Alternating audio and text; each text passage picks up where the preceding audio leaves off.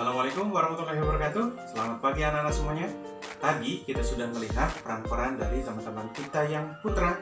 Hari ini kita lanjut ya teman-teman kita yang putri. Bagaimana peran mereka untuk melaksanakan tugas bahasa Indonesia dalam bermain peran. Mau tahu? Ini dia.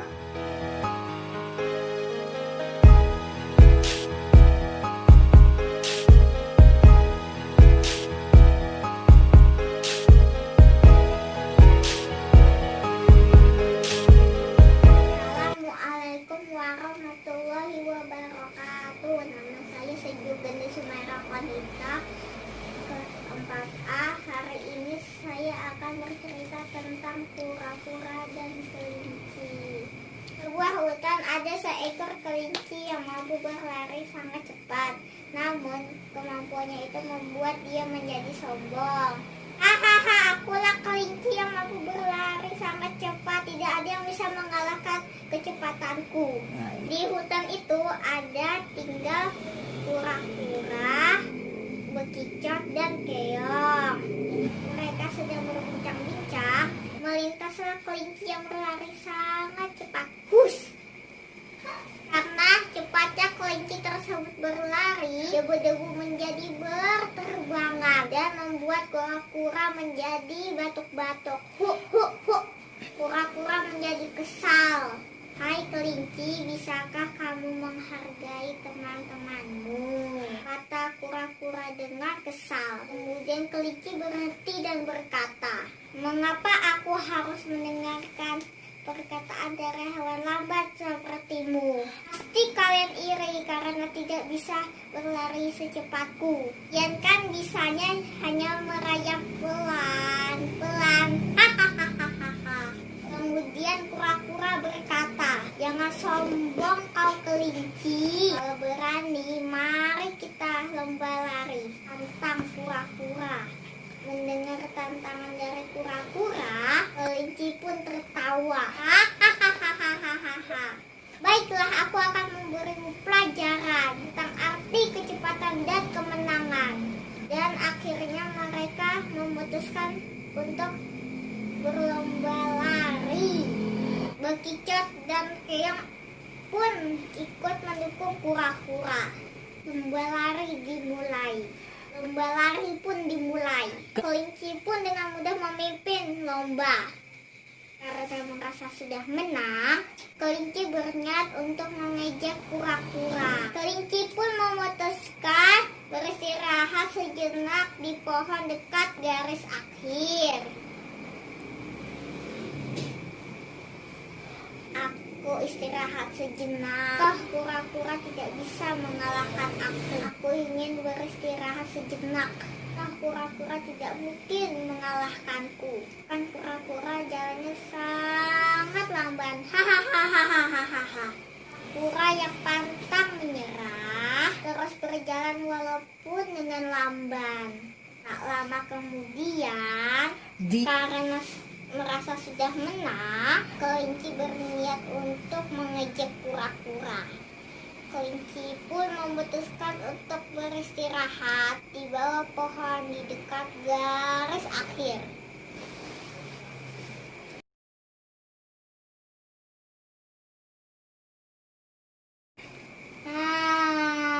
Aku mengantuk. Aku beristirahat saja sejenak. Toh kura-kura tidak mungkin mengalahkanku. Apalagi jalannya sangat lamban. Hahaha.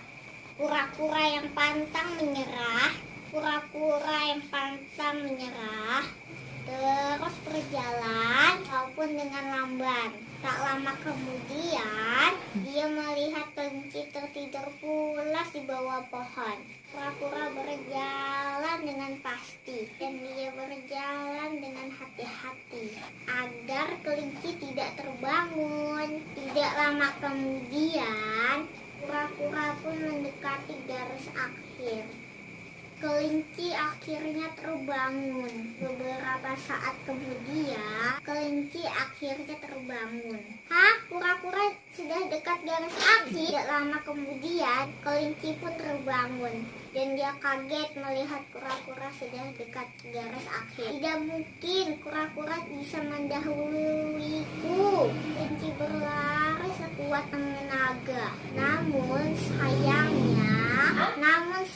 Rupanya kura sudah berhasil melewati garis akhir dan kura-kura berhasil memenangkan pertandingan. Seluruh warga hutan bersorak-sorai. Hidup kura-kura! Kura-kura hebat! Kura-kura mampu mengalahkan kelinci yang sombong. Tepuk tangan bergema di seluruh hutan. Demikianlah cerita dari saya mengenai kelinci dan kura-kura. Unsur intrinsik dalam cerita kelinci dan kura-kura adalah tokoh kelinci dan kura-kura, latar hutan, karakter tokoh kelinci sombong, kura-kura semangat pantang menyerah. Pesan moral, jangan pernah menganggap remeh orang lain.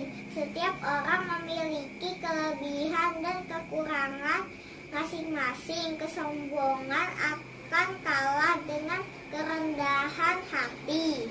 Demikianlah tugas bahasa Indonesia ini. Wassalamualaikum warahmatullahi wabarakatuh.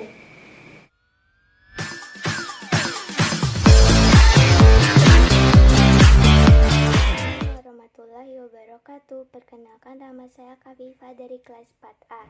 Hari ini saya akan menceritakan dongeng telur emas. Alkisah, ada seekor angsa yang dapat mengeluarkan sebutir telur emas setiap hari.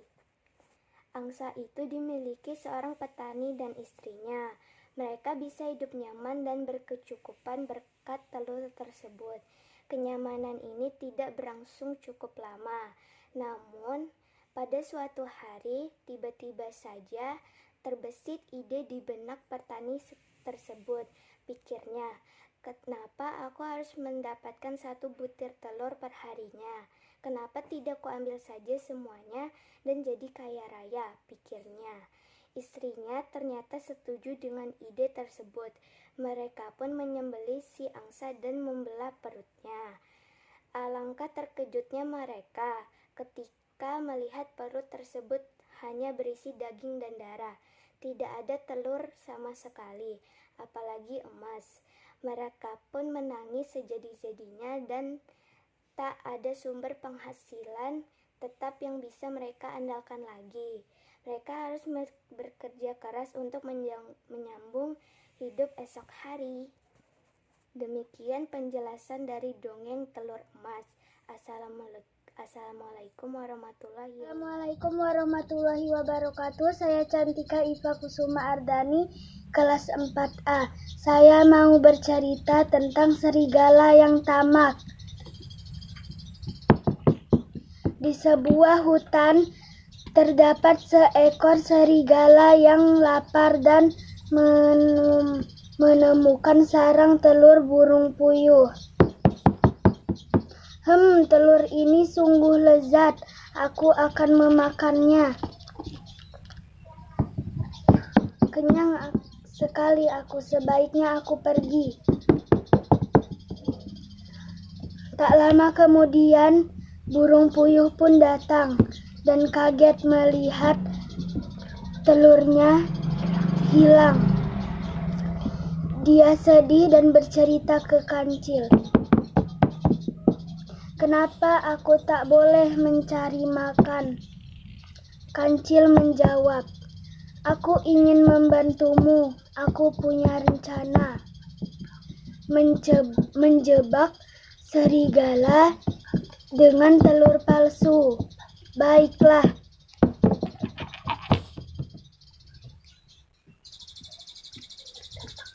Datanglah serigala yang tamak.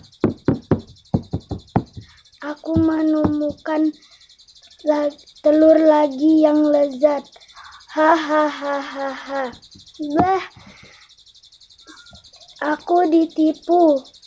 Namun serigala pun kecewa karena telur tidak bisa dimakan. Dia pergi.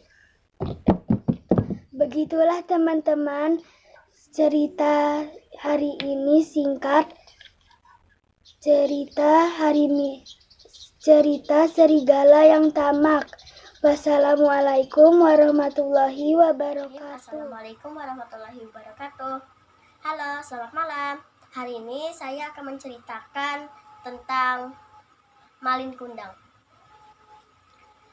Di suatu pantai, hiduplah seorang anak bernama Malin Kundang dan bersama ibunya.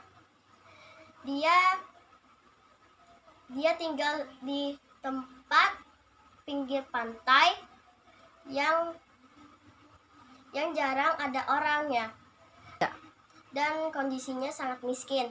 Kundang kadang bermain dengan yang bernama Burik.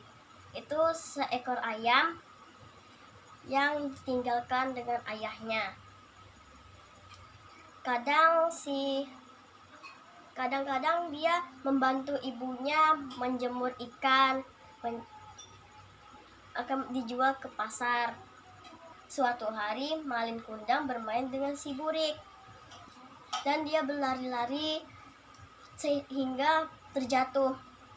Karena dia mengejar si Burik dan dia terjatuh dan meninggalkan bekas luka di tangan. Ibunya panik dan mengobatinya. Hari berganti bulan, bulan berganti tahun. Dan si Malin Kundang menjadi seorang lelaki tampan dan kuat. Dia malas tinggal di tempat miskin. Jadi dia meminta izin kepada ibunya. "Ibu, apakah aku boleh pergi ke seberang supaya saya akan bekerja biar kita jadi kaya?" Kata ibu. "Tidak, Nak. Kalau kamu tidak mau, pas nanti kamu gak mau pulang, nanti ibu tinggal di mana? Tinggal dengan siapa?" "Tidak, Ibu. Ketika aku menjadi orang sukses, aku akan menjemput ibu." Maka berulai air mata, ibu pun tidak bisa bercakap lagi. Dan ibu pun terpaksa mengiyakan dia untuk pergi ke negeri seberang. Dan dia pun berangkat ke negeri seberang. Dan beberapa bulan dia pun menjadi nakhoda yang sukses. Dan dia pun mempunyai 100 awak kapal. Dan ibunya Malin Kundang mendengar suara orang-orang yang membicara kesuksesan Malin Kundang. Dan ibunya pun mencari-cari Malin Kundang. Ketika bertemu, Malin agak lupa.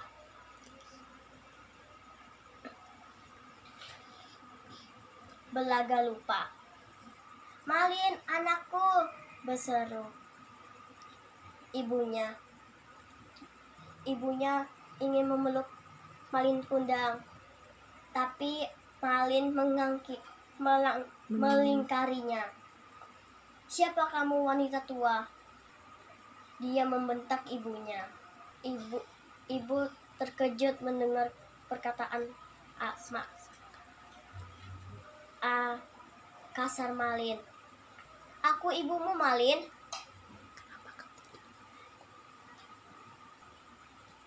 Apakah kamu tidak mengenaliku?" Ibunya berusaha mengingati Malin. "Kamu bukan ibuku. Ibuku sudah lama meninggal." Ibunya marah dan dia memohon, Ya Tuhan, kalau dia betulan anakku, kutuklah dia menjadi batu." Lalu cuaca waktu itu menjadi gelap. Cuaca pun menjadi gelap dan petir pun menyabar-nyabar. Badannya Malin pun menjadi kaku dan Dan dia pun menjadi batu. Dia ingin meminta maaf kepada ibunya, tapi sudah terlambat. Dia pun menjadi batu. Dan karena durhaka kepada ibunya, teman-teman, jadilah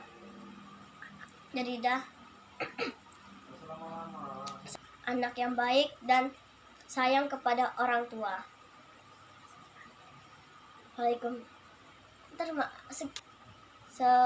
Sekian hikayat Malin Kundang. Terima kasih.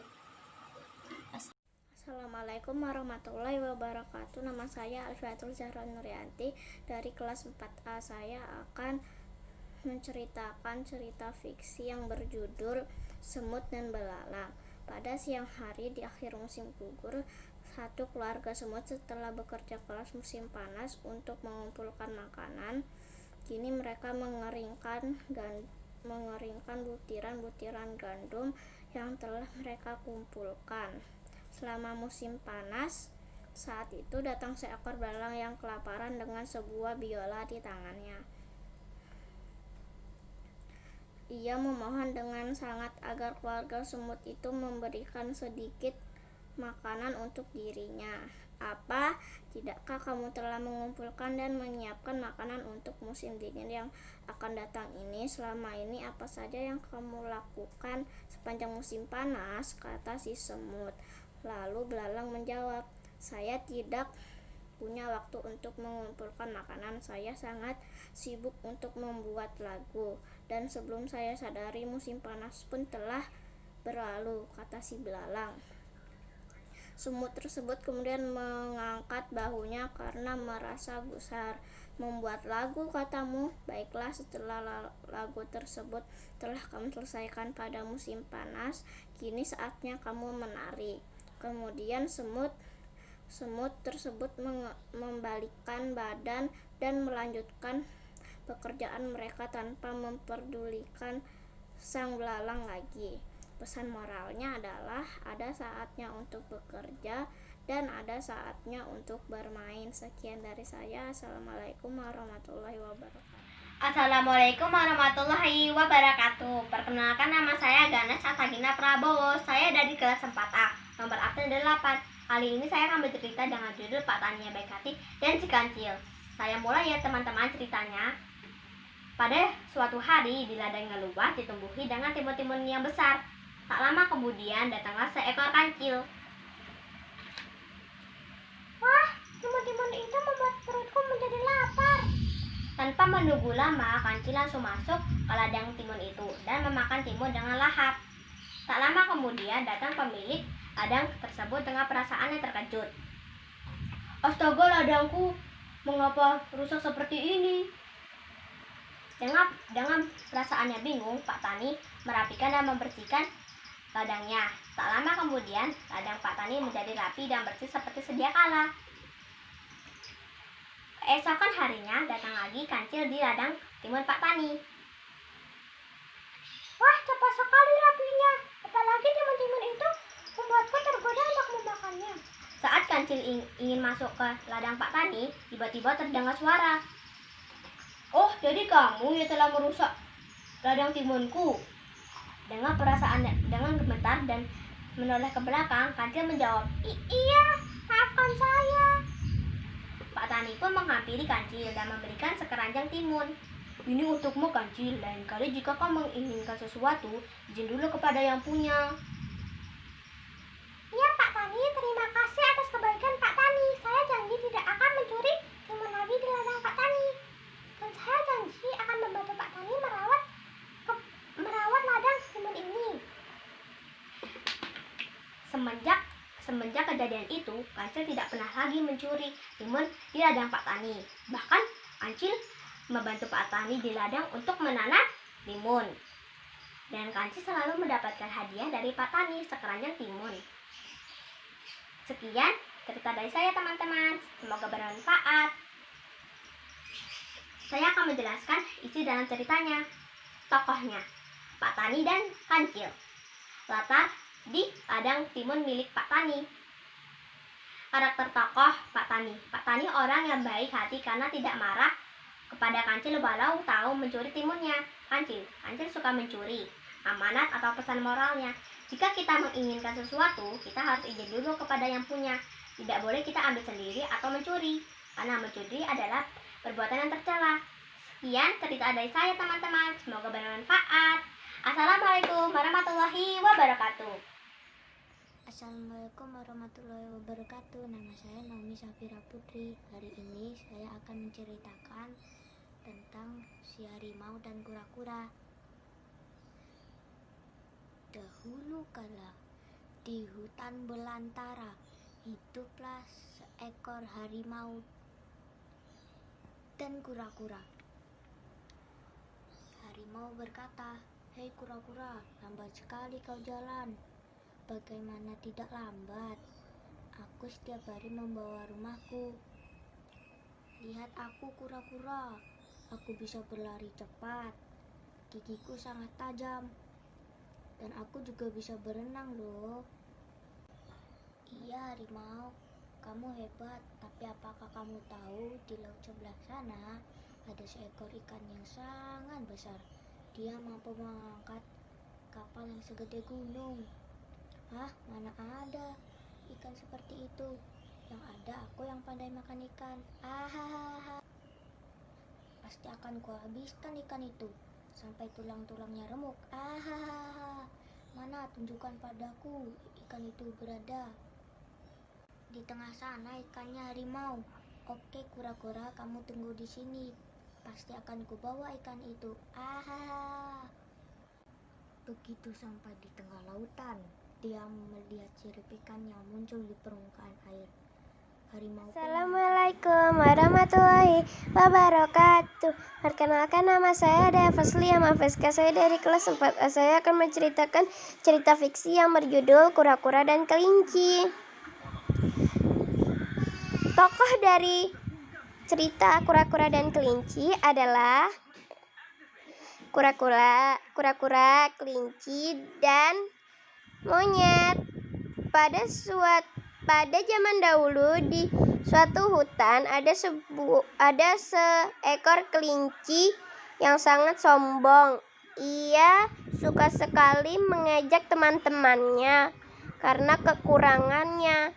Dan pada suatu hari itu dia mengejek kura-kura karena jalannya yang sangat lambat. Ia pun menantang kura-kura untuk berlomba lari dengannya.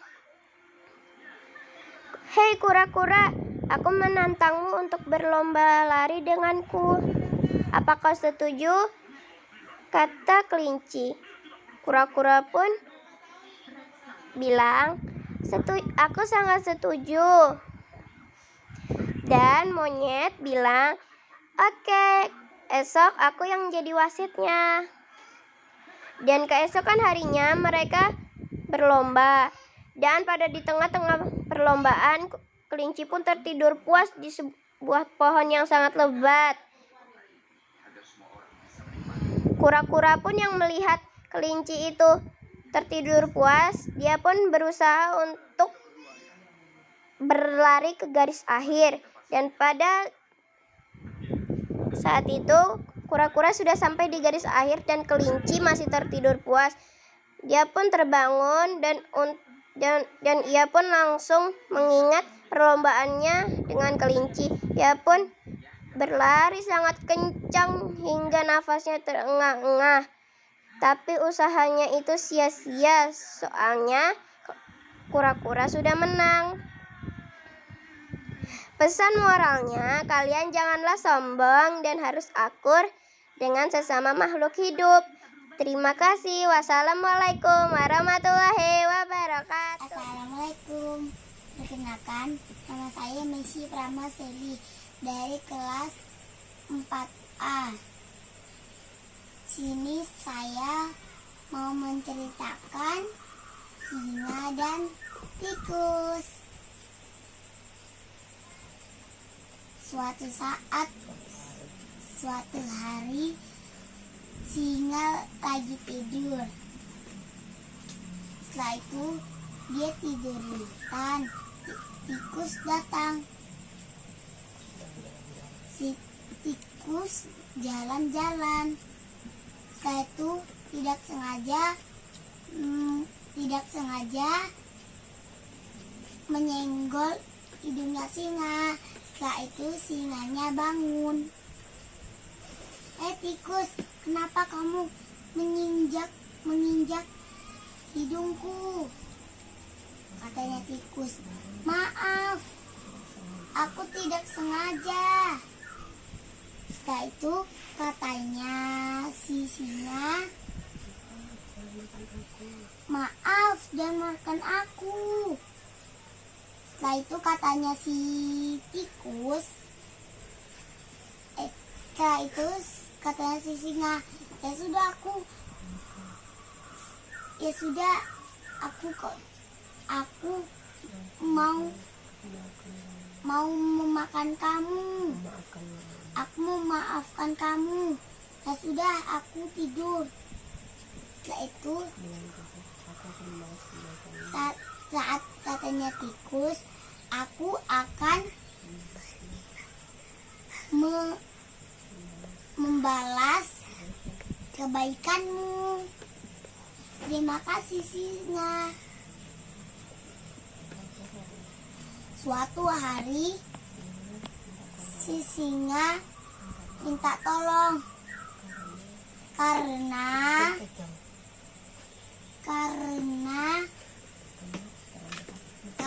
kena perangkap manusia. Setelah itu si singa ngomong, tolong. Setelah itu ada yang melihat singa. Aku tidak berani menolong.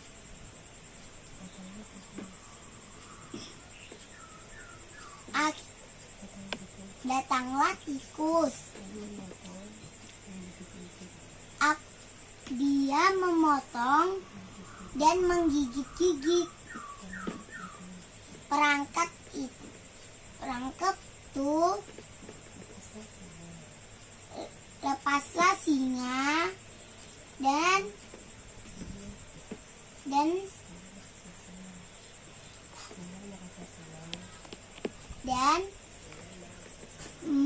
hingga merasa senang. Terima kasih tikus, kita menjadi sahabat. Pesannya yang disampaikan adalah kita jangan pernah menyepelekan orang lain yang terlihat lemah atau lebih buruk dari kita. Siapa tahu suatu saat kita memerlukan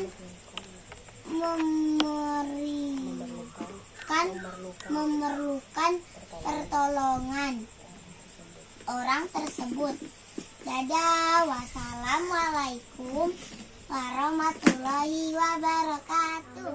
Keadaan kerajaan sudah berubah total dan menjumpai seorang gadis yang cantik dan mempesona, yang tak lain adalah Dayang Sumbi atau ibunya. Sang Kuryang terpesona dan segera melamarnya. Begitu pula dengan Dayang Sumbi. Suatu hari Sang Kuryang pamit untuk berburu dan meminta untuk merapikan rambut calon suaminya tersebut. Namun Dayang Sumbi terkejut dengan bekas luka yang di kepalanya persis dengan anaknya, dan setelah diperhatikan memang mirip. Setelah itu Dayang Sumbi mencari akal agar gagal pernikahan tersebut dengan mengajukan syarat jika ingin meminangnya, membendung sungai Citarum dan rampan besar untuk menyeberang sungai. Semua itu harus selesai sebelum fajar terbit. Sang Sang Kuryang mengerjakan tidak sendiri, tetapi dibantu oleh makhluk gaib. Ternyata ada yang sumbi ngintip. Begitu pekerjaan hampir selesai, ia memerintahkan pasukannya untuk menggelar kain merah di sebelah timur kota. Dengan melihat hal itu, Sang Kuryang mengira tidak lagi dan marah besar, dan menendang sampan dengan kekuatannya sampai ke gunung dan menjadi gunung Tangkuban Perahu. Assalamualaikum warahmatullahi wabarakatuh. Nama saya Azahra Kalila Putri dari kelas 4A. Harimau dan tikus. Pada suatu hari, seekor tikus sedang asik bermain di tengah hutan. Tikus berkeliling sambil bernyanyi dengan riang. Karena keasikan bermain, ia tidak sadar sudah berjalan terlalu jauh dari rumahnya. Akhirnya, tikus tersadar kalau dia sudah tersesat di dalam hutan. Akhirnya, tikus memutuskan untuk pulang. Namun, dia tidak menemukan jalan pulang, malah masuk ke sarang harimau yang sedang tertidur pulas. Tikus sangat ketakutan. Ia langsung memutuskan untuk mencari jalan keluar. Namun karena takut dan panik, ia lari ke atas hidung harimau. Harimau terbangun dan sangat marah karena waktu istirahatnya terganggu. Harimau menangkap tikus malang itu dan mencengkramnya dengan kukunya yang tajam. Pada saat itu, ada kancil yang sedang minum di sungai dekat tempat harimau. Dia mendengar teriakan tikus meminta tolong. Akhirnya, dia cari sumber suara teriakan tersebut. Melihat tikus hendak dimakan harimau, kancil merasa kasihan dan harus menolong tikus. Kancil menghampiri tikus dan harimau. Tikus sangat senang melihat kancil dan berharap kancil akan menolongnya. Kancil datang dengan gaya yang sangat bijak dan berpura-pura tidak tahu apa yang sedang terjadi. Kancil pun menyapa mereka. "Sedang apa kalian? Sepertinya sedang bermain. Apa aku boleh ikut?" tanya si kancil. Melihat kancil, harimau sangat terkejut. "Hahaha, berani sekali kau datang ke sini. Kebetulan perutku sangat lapar," kata si dengan sangat yang tegas. "Haha, kenapa aku harus takut? Aku bisa mengalahkan semua hewan di sini. Akulah raja hutan ini," jawab si kancil. Harimau terkejut dan penasaran dengan jawaban kancil. "Apa benar yang kukatakan?" tanya harimau.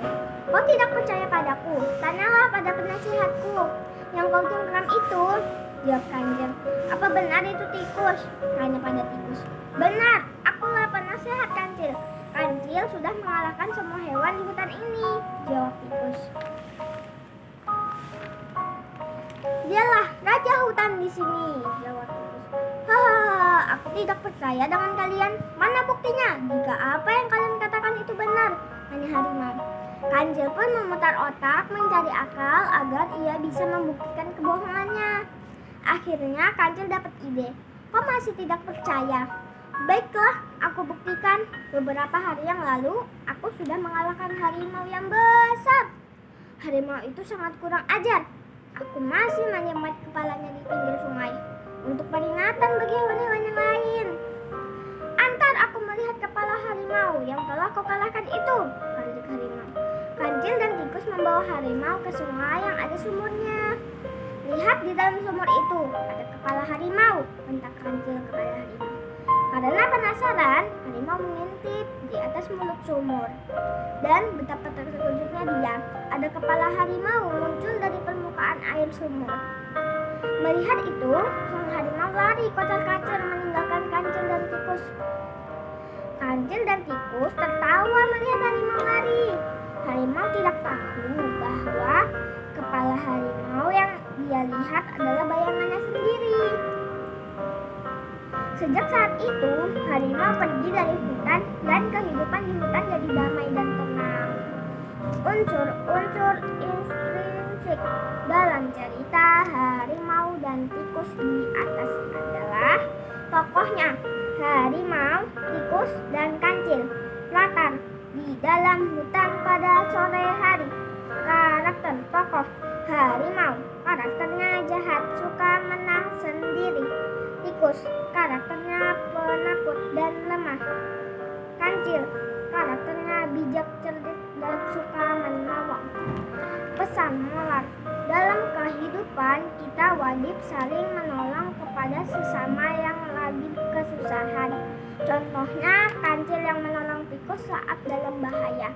Terima kasih. Assalamualaikum warahmatullahi wabarakatuh. Perkenalkan, nama saya Hanifata Kamila. Saya dari kelas 4A. Hari ini saya akan menjelaskan pelajaran bahasa Indonesia. Hari ini saya juga akan menceritakan kisah bawang merah dan bawang putih.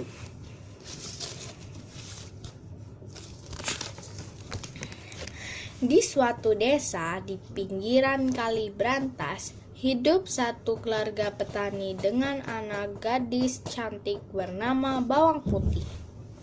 Ibunya sudah meninggal sejak ia masih kecil. Kemudian Pak Tani kawin dengan seorang janda yang sudah mempunyai anak seumurnya bernama Bawang Merah. Lalu keduanya diasuh secara bersama. Beberapa tahun kemudian Pak Tani meninggal, maka kehidupan Bawang Putih makin menderita. Sebagai anak tiri, ia harus mengerjakan segala pekerjaan serumah secara sendiri. Sedangkan Bawang Merah setiap hari hanya makan, tidur, berdandan untuk mempercantik diri. Suatu hari, Bawang Putih menemukan seekor ikan emas di tengah jalan. Ikan itu meminta tolong supaya segera dimasukkan ke kolam kecil di belakang rumah Bawang Putih. Dengan penuh kasih, ikan ajaib itu dimasukkan ke kolam tanpa sepengetahuan saudara dan ibu tirinya. Ikan emas itu pun sehat kembali dan berjanji akan selalu membantu Bawang Putih. Hari demi hari, Bawang Putih kian ceria karena mempunyai sahabat barunya. Sahabat baru yang selalu membantu pekerjaannya dengan cara yang gaib. Sayang, Bawang Merah mengetahuinya. Ia pun mencari akal bagaimana caranya agar ikan itu dapat menjadi miliknya. Maka disuruhnya Bawang Putih pergi ke pasar. Kemudian ikan emas ajaib itu ditangkapnya. Anehnya, di tangan Bawang Merah, ikan emas ajaib itu tidak bisa bicara. Maka dibawalah pulang untuk dimasak. Kemudian dimakan sampai habis, tinggal kepala dan duri sampai ekor.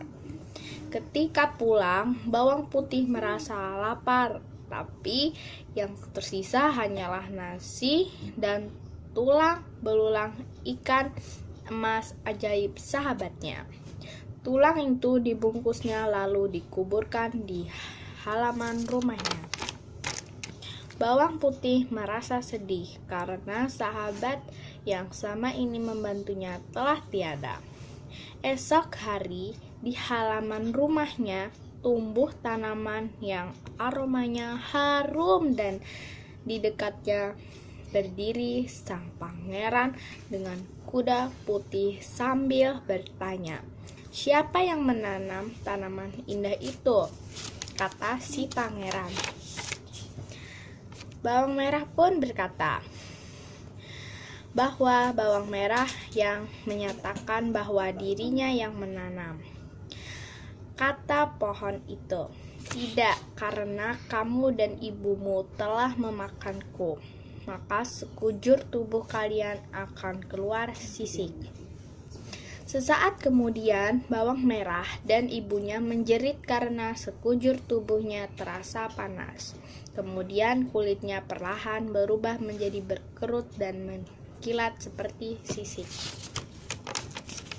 Bawang Putih lalu diajak pergi ke istana Karangarum.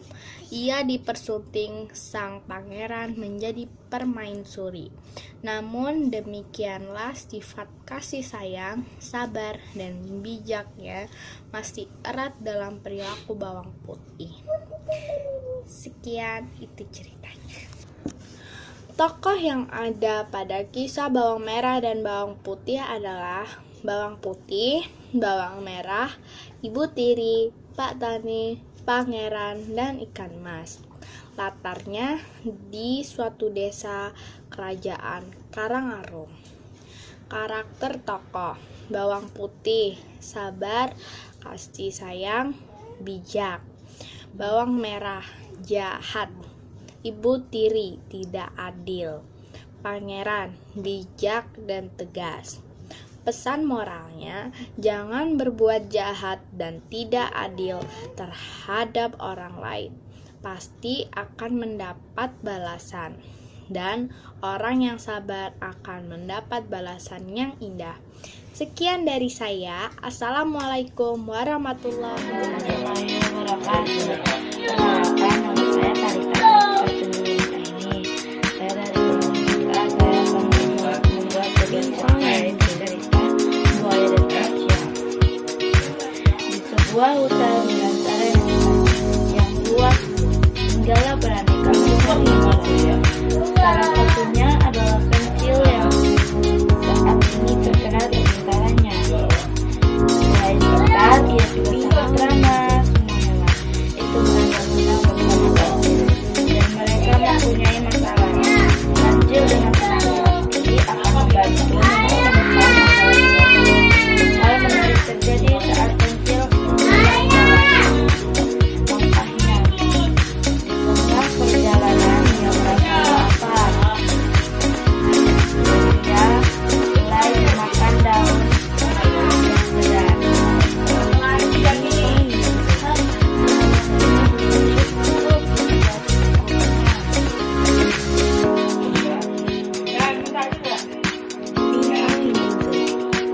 Kancil kemudian melanjutkan perjalanan. Semakin siang, semakin terasa panas. Sinar matahari ini sangat terik.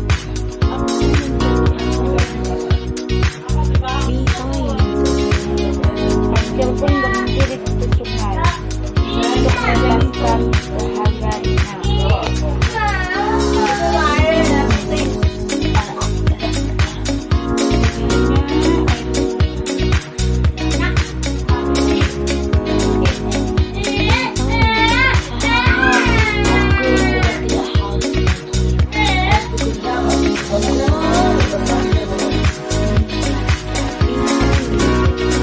Selesai mendengarkan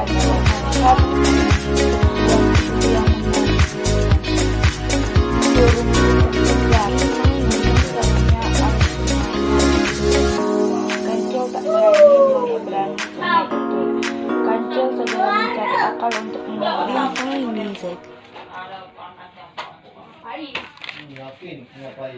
Tiba-tiba ia melihat beberapa buaya yang sedang tertidur di dekat.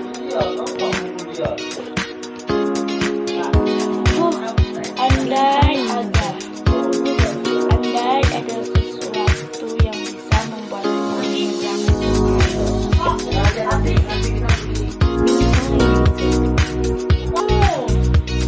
Saya akan melengkapi video kemarin tentang sapi dan singa mengenai unsur intrinsiknya. Tokoh dalam cerita sapi dan singa latarnya di hutan dan di danau. Karakter tokoh si sapi penakut, si singa kelihatan garang tapi baik hati. Pesan moral atau amanat cerita bahwa penampilan yang garang belum tentu sifat dan wataknya garang. Seperti si singa penampilannya garang tetapi hatinya sangat baik, lembut dan suka membantu. Sekian dan terima kasih.